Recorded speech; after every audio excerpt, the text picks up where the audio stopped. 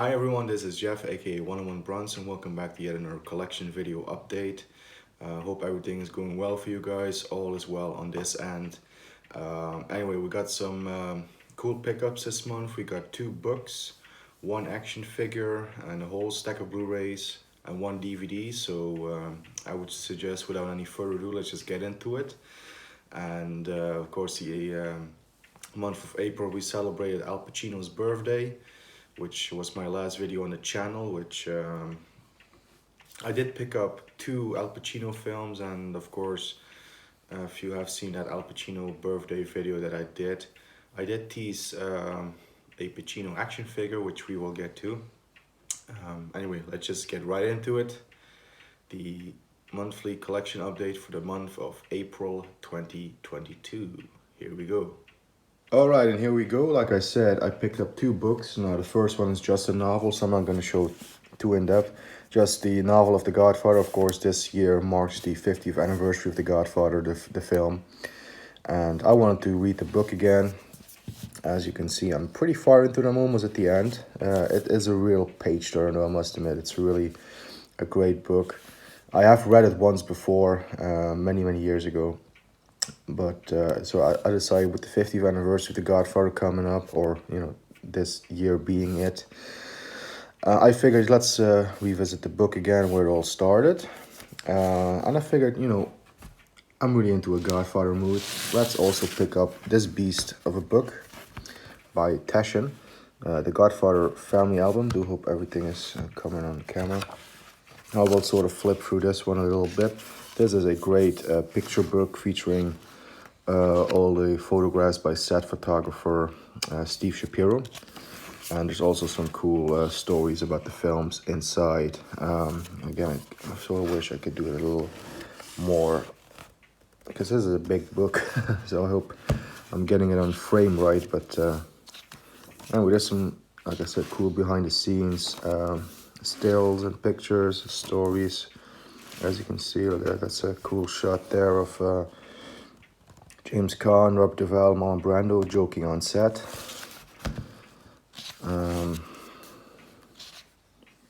So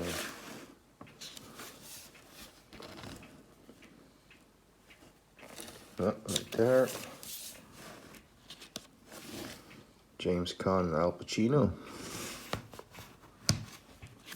So anyway, I'm just gonna quickly flip through. This is a great book. There's De Niro, of course, in Godfather 2. There's a rare picture of Pacino and De Niro together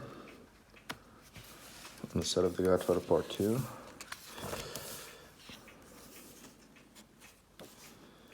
So you got some really, really, really cool pictures. Like I said, this is really a lot of behind the scenes stuff. This is really, for me as a Godfather fan, this is like a little Bible about the Godfather films, not just with the information, but more specifically really about the pictures. Here is Brando in the makeup chair before getting his makeup, after getting his makeup.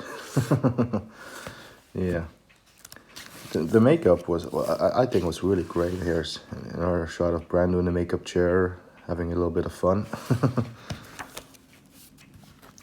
So yeah, you get cool shots like this, like how Brando's makeup was applied, the thing with his mouth and his teeth and everything. It's really cool. It's really cool. Pacino, Coppola, and Brando. So yeah, there's some cool shots. Let's quickly flip to The Godfather Part 2. There's the lovely Talia Shire, who also had her birthday on the same day as Al Pacino. So, man, you get some really, really cool pictures here, man.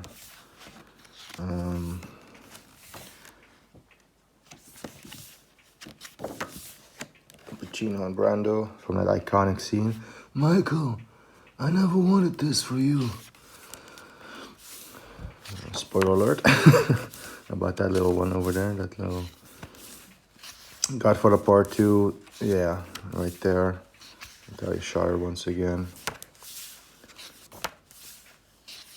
Don Fanucci. There's De Niro as young Vito Corleone. Pacino. It is a great book, some really great pictures and stories, including a Playboy interview with Al Pacino, which is this part of the book right here, which is interesting to read. Anyway, I'm just gonna, like I said, breeze through it because of time constraints. But really, guys, if you're a fan of the Godfather films, this is a highly recommended book. And of course, we also have The Godfather Part 3 still in this book, also as a featured. Not as much time or pages are spent on Godfather Part 3 as there are on Godfather 1 and 2, but that is understandable because Godfather 3 pretty much is the black sheep of the trilogy, even though I still like it, you know. It's just not as good as the first two, not by a stretch. It's still a great film, but not a masterpiece like the first two are. So anyway, yeah, that's the Godfather family album. An album you can't refuse. And I would second that statement, especially as a Godfather fan. Anyway, let's get to the action figure. And here is the action figure. Speaking of the Godfather, speaking of Al Pacino, it is the man himself. Al Pacino as Michael Corleone from the Godfather Part 2. This is a non-licensed figure, but one of the only ways to get this figure, or pretty much the only way to get this figure. I mean, he comes with this very cool little chair, which actually is sort of made of foam and everything. It actually has texture to it. Bottle of Jack, glass of Jack. He's holding the cigarette, which is lit. A cigarette right there. Can't make out the brand, probably Marlboro or something. One of the things I immediately done is fix the tie on this figure because he had his tie very, very loose. He looks like he just got off from a business deal and was relaxing in a hotel or something, but of course, the suit that he's wearing is representing the scenes in Godfather 2 where he's discussing business. So that's why I adjusted the tie, made it straight and everything. A little disappointed about the shoes. They look sort of rubbery, not really realistic, but at least he does have some form of ankle socks, which does help. The suit itself is pretty good material for a third party, a non-licensed figure. As you can see, there's a little fret there. Should have to fix that. It also comes with this gold watch. Can't put much detail on it, I think. Oh, there it is. As you guys can see, it does what it's supposed to do. Now the head sculpt right there, that's a great likeness of Pacino. Now the head sculpt, of course, is, however way you look at it, you're going to get a better sculpt. I think from the side, that's definitely, there's no denying that's Al Pacino. I mean, for me, it's pretty much dead on. There's only a few angles where I don't see the Pacino likeness, but from a lot of angles, let's put it that way, the likeness is definitely there. So I'm happy with this Al Pacino figure, 1/6 scale Michael Corleone figure, unlicensed third party. I am pretty pleased with this, and this guy has a great spot in my collection, especially I am planning on ordering the Marlon Brando Godfather figure that is out now, the one put out by, I think it was Damn Toys, and he also comes with a chair and everything, so they would look great together, sitting next to each other, the two Dons. So yeah, I'm gonna get the Brando figure. So yeah, that's the books and the figure. Alright, and let's now move over to the actual movie pickups. First up is one DVD of a Dustin Hoffman movie, Lenny, from 1974. I had seen this once or twice before. I really enjoyed it. Was always looking for a copy, and I got this German DVD, which is just a standard studio release by MGM. It does have a variety of language options, both in subtitles and spoken languages. So it pretty much is the regular MGM DVD that would have come out in pretty much every region. So good movie. There is a Blu-ray of this by Twilight Time, but they're out of print and they're going for ridiculous money. So I went for this DVD. One of the better Dustin Hoffman performances for me. I really think he does a great job in this. And rumor has it that I don't think it's even a rumor. I think Pacino pretty much said that in an interview. Al Pacino was originally offered the role of Lenny Bruce, because this is a film based on the real life comedian Lenny Bruce, who was played by Hoffman. But Pacino was offered that role and he turned it down. And so they went to Dustin Hoffman. And Pacino said that is probably the only decision that he has regretted, is turning down this film. So yeah, if this, I could have seen Pacino in this role. I mean, people always say Dustin Hoffman and Pacino look very similar anyway, but you know, I still think they're significantly different to tell them apart. But a lot of people always joke about how they could be twins. But yeah, anyway, I just thought that was ironic that this was eventually played by Dustin Hoffman. Pacino regretted turning it down. And this came out, like I said, in 74.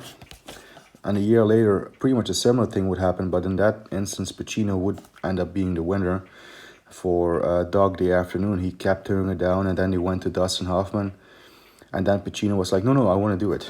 Because he learned from this experience, I think. He's like, oh shit, if I turn it down, Dustin Hoffman's going to do it. It's going to be great. So maybe, I don't know. But yeah, Lenny, good film. Speaking of Dustin Hoffman's breakthrough film, finally now on Blu-ray, German edition, 4K restoration of The Graduate, directed by Mike Nichols with Anne Bancroft, Dustin Hoffman, and Catherine Ross. One of my favorite films of all time. I absolutely adore The Graduate. I have watched it so many times already. I'm watching it for the first time here on this Blu-ray. Has been absolutely great. Yeah, what can I say? This is a groundbreaking film. Mrs. Robinson, You're Trying to Seduce Me. I think every young boy, whoever will watch this film, wishes that something like that happens to him. MILF power, am I right? Anyway, all joking aside, no, this is a great film. Yeah, what can I say? Let's move on. We have another seminal film that actually was a first time watch for me. Now let me explain. Yes, this is Apocalypse Now, the final cut. However, this is the edition that has 2 discs. And on the first disc you have the final cut, but on disc 2 you can watch the Redux version and the theatrical version. So you have all 3 versions of Apocalypse Now. I watched the theatrical cut for the very first time this time around. On Netflix here in the Netherlands, we had the, I don't think it's on there anymore, but we had the Redux version. And I tried to watch the Redux version about, I don't know, a year or 2 years ago, something like that. And I just couldn't get into it. I thought the Redux version was so boring and slow. I think I clicked away. I never even got to see one bit of frame of Brando. I think I watched it for like an hour and a half, and then I think I fell asleep, to be honest. So I never continued watching it. So when I saw this version, it has all 3 versions. Like, that's also a thing, like which version does one go for. I was like, let's pick this up, watch the theatrical version, and if I feel up to it, I might watch the Redux version, and then I might watch the final cut version. So yeah, anyway, the theatrical version, which I've watched now for the first time fully all the way through, I really enjoyed it. I thought it was a great film. Not one of the greatest films, as many people consider it, but that might still change. Obviously, it was a first time. It was just a first time watch for me, really all the way through on any one of the versions. But yeah, I enjoyed it. Martin Sheen was great. The supporting cast was great. Brando was great. Great helicopter battle scenes. So yeah, Apocalypse Now. I finally can check at least one version of the list of having to watch this film. So anyway, going on with more Al Pacino. Like I said, we have 2 Al Pacino pickups. Both are upgrades from DVD to Blu-ray. First one is for Dick Tracy, right here. I think this is the US Blu-ray, but it's region free, so that's good. with Al Pacino as Big Boy Caprice, also with Madonna, like I said, Warren Beatty. Also, you have in this film Dustin Hoffman, right there. It says right there, let's see what else. Is that really all the cast at the end list? Anyway, we have William Forsythe in this film. James Caan has a small role. Paul Sorvino. I think I'm forgetting people. Charles Durning, Dick Van Dyke is even in it. There's some great. There's a great cast, and I always enjoyed Dick Tracy. I always loved this film. It's so colorful and everything. I like it. I like it. Especially Al Pacino as Big Boy. He just absolutely steals the show. So yeah, Dick Tracy, 1990. And then we have Al Pacino's big flop. But I had to have it because it's a sort of boutique release for this film, which I really was never expecting this film to get a sort of boutique release. But this is Revolution, the director's cut, put out by the BFI. Right there, BFI. Yeah, the director's cut. If one is going to go for any version of Revolution, I do recommend the director's cut. I think it definitely is a step up from the theatrical. It still has its problems, though. Don't get me wrong, it still has its problems. But yeah, and this is a Blu-ray and DVD combo, and you can watch actually both versions on the discs. You have both versions included. But definitely go for the director's cut if you can, and you can if you pick this up. This is released in when was this released? This edition, 2012. So that's 10 years ago. One would have expected this to sell out, but it's still available and still in first pressing form because I got the booklet. And I'm going to show you a little bit of the booklet. So yeah, this is really set in the Revolutionary War of America against the British in the 1800s, if I'm not mistaken, or was it even early? No, wait a minute. What am I saying? Not the 1800s. That's the 1700s. When it wasn't. My history is a little out of date. My history isn't as up to date as it once was. Does it say the year to help me out? No, of course it doesn't. Anyway, it's in the War of Independence. I forget which year at the moment that was, but and Pacino plays his trapper named Tom Dobbs, who very reluctantly sort of gets involved with this war, and his little son as well. The original film is a mess of a film. Like I said, the director's cut definitely fixes some issues. But you have a good cast. Al Pacino, Donald Sutherland, Nastasia Kinski, the daughter of Klaus Kinski, one of my favorites. Joan Plowright, Steven Berkoff. I mean, there's some great talent involved in this film. And the director is Hugh Hudson, who has done, I think most famously, Chariots of Fire. So, yeah. I mean, yeah, like I said, it's there's Donald Sutherland. It is a bit of a mess of a film, especially, I mean, Donald Sutherland, I love the guy, he's a great actor, but he does a terrible accent in this film. Like, I mean, obviously I'm not the expert on British accents, but I think most of you guys from the UK would agree that he doesn't do a solid accent if you see his performance, but anyway, so yeah, a film plagued with production issues. Al Pacino had pneumonia pretty much throughout the entire shooting because they were filming it in England and there was a lot of rain and wind and everything, and Pacino took it bad. He got pneumonia. And it shows. There's a lot of scenes where you can see that he's not really healthy. You can see that he's a bit ill. But yeah. So it's a film plagued with troubles. It's a miracle the film came out at all, to be honest. But yeah, it came out to very, very lukewarm reception. People hated this film when it came out. I was always okay on the original version, and like I said, it's not a good film by any means. Um, it's bad. It's bad, but still watchable because of Pacino. Because of course, you guys know I'm a huge Pacino fan, so everything he's in is watchable for me. However, the director's cut definitely is the superior version according to me, as far as I'm concerned. So, yeah, there you go. Going from one great actor to another, and from one director's cut to another. Shout out to my buddy Carlos, Eastwood for Life fan. He showed this in his last update for March.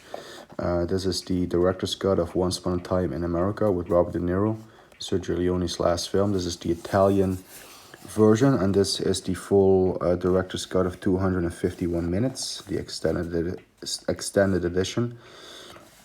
This is the most complete version that we have, and I have to say something about this though. When I got this, the disc was already out. I don't like the way that they did the disc. They should have done that better because that's just a shame. It's also just cardboard packaging. I think the disc just went loose again. Oh no! Oh yeah, I did. Son of a bitch. Excuse me, guys. Excuse my French. But regardless of the packaging of this thing, it's a great. The disc just went loose again. Regardless of the packaging, let's just start over. Regardless of the packaging of this thing, it's a great film. Glad to finally have it on a disc, if the disc will survive longer than a month, so that I can watch the full version. Let's just put it away before anything else happens. Great film, terrible packaging. Next up, we have a German media book for a European Western, Euro Western, not really spaghetti Western, but this is the Guns of San Sebastian, or Guns for San Sebastian. Anthony Quinn and Charles Bronson. Charles Bronson actually plays a more of a villain in this role. He doesn't have much screen time.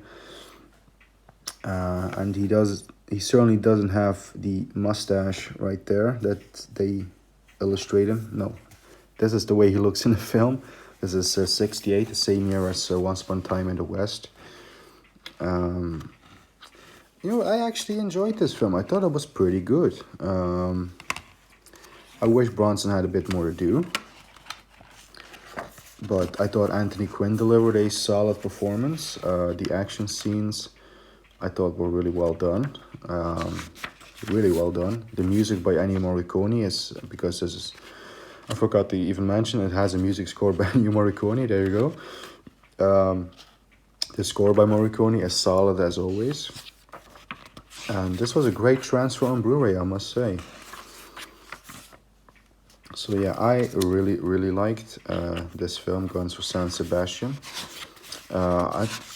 I think the media book here is still available, but I do know that they're also going to release this on a standard Amaray soon. I believe that's going to be next month. There's the man himself, Charles Bronson. So yeah, of course, me being 101 Bronson, I had to have this edition to add to the collection, even though Bronson isn't in it that much, but it is a cool media book. It is a cool media book.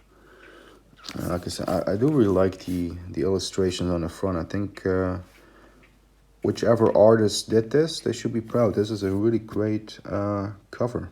So yeah, let's move on. Next up we have 3 Jack Nicholson films. This is a first time Blu-ray release in Germany, I think. I think maybe France had it, but I don't think that was English friendly. I could be wrong. But this is Carnal Knowledge, another Mike Nichols film, who also did, of course, The Graduate, with Jack Nicholson, Candice Bergen, Art Garfunkel, and Anne Margaret. Another film about, similar to The Graduate, deals with sexual themes and everything. But this is a really good film. I really recommend this. Jack Nicholson really gives a good performance in this one. I think it's one of his best. As a matter of fact, if I do a top 10, it might make the top 10 actually. I've only seen it once before on DVD, and this was my second time watching it on Blu-ray. But I really, really enjoyed this film, and I think I will enjoy it more and more as I will rewatch the film more. But yeah, this was a first time watch for me though. This is Jack Nicholson in The Pledge, directed by Sean Penn, with a great all-star cast. Aaron Eckhart, Helen Mirren, Robin Wright Penn, Vanessa Redgrave, Sam Shepard, Harry Dean Stanton is in the film. The late great Harry Dean Stanton, there he is. Tom Noonan. Mickey Rourke was in it for a small part. I was like, hey, that's Mickey Rourke. Yeah. Benicio del Toro. Really great all-star cast. And the film was pretty good. I mean, it didn't blow me away, but I thought it was a very, very solid film. And if this, by the way, is of any help to anyone, please feel free to use this code. So yeah, if that helps, there you go. You're welcome. But yeah, a really solid film. One of Nicholson's better performances in the last years. I was of the 2000s. I thought he did a very strong. He gave a strong performance, and I know this is a remake of the German film. It Happened in Broad Daylight, I think is the English title for it. Which that was a film with Gert Frobe, who played Ulrich Goldfinger in the Bond film Goldfinger, which I had heard about. I have never seen that film. So I must check that out someday because I thought the story was interesting. So yeah, Jack Nicholson, The Pledge. And another upgrade, Jack Nicholson in The Last Detail, a film by Hal Ashby. And this is again one of my favorite Jack Nicholson films. This is the Indicator release, standard edition, so it doesn't come with the Blu-ray. Doesn't come with the Blu-ray. Doesn't come with the booklet is what I meant to say. I'm gonna keep that in, guys. I'm gonna keep that blooper in. The Blu-ray, of course, is here where it should belong. No worries about that. Anyway, great film, one of my favorites. I love that film with Jack Nicholson. And another Indicator standard edition release for a Sean Connery film, The Anderson Tapes by Sidney Lumet, one of my favorite directors. And a very, very underrated Sean Connery film. I think he did this the same year as Diamonds Are Forever, his last official 007 outing. And yeah, it's a very good film. He plays a criminal. He comes out and, you know, pretty soon after getting out of jail, he immediately goes back to his old ways, and because he's a thief, and he immediately starts planning a heist again. So yeah, it's a good one. It's a good film. Always loved Sidney Lumet films. He always did some great ones. So yeah. And of course, it's always great to see Sean Connery. So next up, we have a Arrow Video release for a Cannon film, which is widely considered to be the best Cannon film by a lot of people. Runaway Train, directed by, I hope I can pronounce it right this time, Andrei Konchalovsky. I give my best effort. And starring Eric Roberts, John Voight, Rebecca De Mornay. Also you have John P. Ryan in this film, who's a regular Cannon actor. He's been in Death Wish 4 and the Delta Force 2, if I'm not mistaken. This is a really, really good film about two prisoners who escape, and they get caught on this runaway train, which means it's a train without a, how do you call it, a operator, a machinist, a conductor, whatever you want to call it. There's nobody on the train besides them, so it's out of control. It's a really, really good film. If it is the best Cannon film, I mean, I think that's subject to people's own tastes and opinion. I still take a Charles Bronson action film over this. However, this on its own right is a very, very good, well-made film. I would probably give it 3.5 stars out of 5, maybe even 4 stars out of 5, to be honest. It was a really solid, really good film. And objectively, it probably is the best film that Cannon ever produced. but subjectively I like a few films over it. So yeah, if that makes any sense. Anyway, last three pickups here for this month, but certainly not least, are three films starring my favorite James Bond actor, Roger Moore.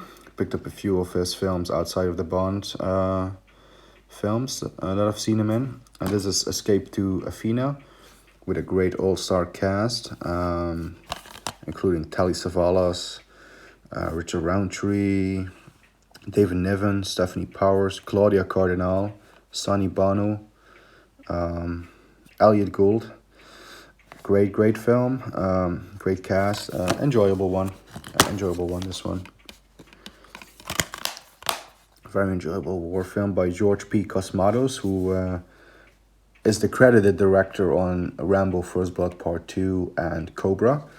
And I say that because a lot of people say that it was actually Stallone that sort of ghost directed those two films. But however, he's credited on those two films. So anyway, running time is 114 minutes. It's a watchable film. It's not overly long or anything. It's sort of has a decent pace. Always great to see people like, you know, Roger Moore, Telly Savalas, Claudia Cardinal, Elliot Gould. Great cast, like I said. Speaking of a great cast, next one is Roger Moore and Lee Marvin together in Shout at the Devil. I thought this was a very good film. A little long, this one. I think this one was well over 2 hours. 150 minutes. Let's just round it up to 150. It says 149, but yeah, this one was quite a long one, but nonetheless a very good one. Roger Moore and Lee Marvin together. I thought these two did great in this film, really. So yeah. Shout at the Devil. Directed by Peter Hunt, who I think he did also with Roger Moore. He did the film Gold, which I'm yet to see. And he, of course, did the Bond film On Her Majesty's Secret Service, which is my favorite. And he worked with Charles Bronson on two films, Death Hunt, which is fantastic, and Assassination, which is okay. But Peter Hunt, yeah, I've seen a few more films of his now, so at least one more. Anyway, and last but certainly not least for the pickups, The Wild Geese. This is a great film. I really enjoyed watching this film with great legendary British actors, Richard Byrne, Richard Harris, Roger Moore. I really enjoyed this film. It reminded me a little bit of in Places of the Dirty Dozen and stuff like that, like really just adventurous films. A team just goes on a job, you know, and I don't know, I like those sort of war films, you know, where it's like a man on a mission film. So yeah, The Wild Geese is definitely one that I really enjoyed. I definitely recommend it. And this is, of course, is another Arrow edition, standard one. And the Blu-ray is actually still in my player because it's the last film that I watched, the most recent film I watched this pile. So yeah, that's the reversible art for those of you who were curious. Anyway, that's it. That's the update, folks. Let's go to the outro. So there you guys have it. That was the all the pickups for April 2022. Do hope you all enjoyed it. And like I said, yeah, we got some cool pickups this month. Let me know what you guys think about some of these pickups and items down in the comments below. Once again, hope everything is going well for you guys, and stay safe, stay healthy. That's how I always leave you. Keep punching. I will see each other real soon in the next video. Take care.